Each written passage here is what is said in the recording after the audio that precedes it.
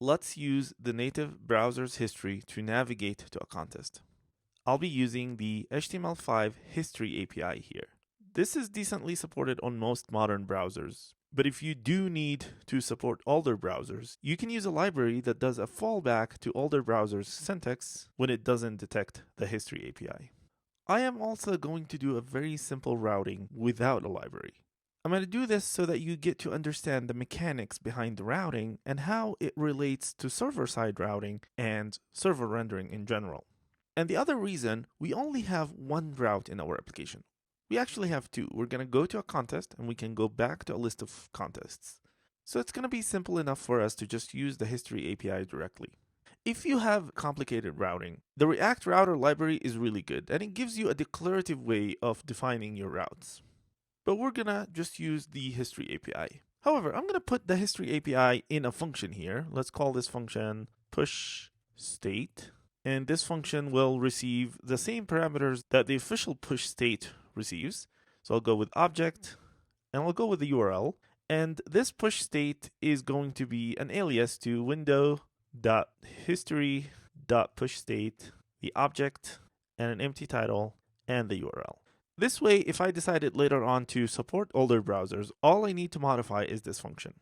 So as a first step, when we click on a contest right now, we are recognizing the contest that we just clicked. Let's make the history API go to /contest/ the ID of that contest.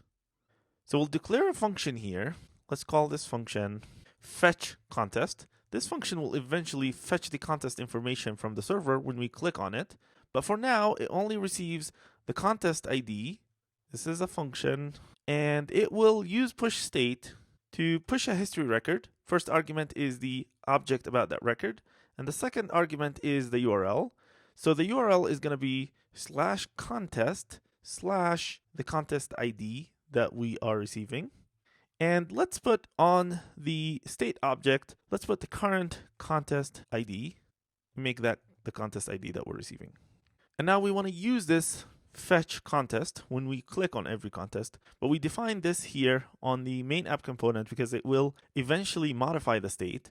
So I'm going to pass it down to the children component. Let's call this on contest click, and this would be this dot fetch contest. And then inside contest list, we're going to receive a new property, this property called on contest click, and this is a React prop types dot function, and it's required. We'll have to also pass it to the contest preview. Let's call this on click. This would be the on contest click property that I get passed, so I need to destructure it here. Inside contest preview, we're going to also receive an on click property. This is a React.PropTypes.function, also required. And inside handle click, I need to call this property. So this .props.onClick. And I want to send as an argument this .props.id. However, this is the first time I'm using the ID, so I have to define it here. PropTypes.number is required. And I think we're ready to test.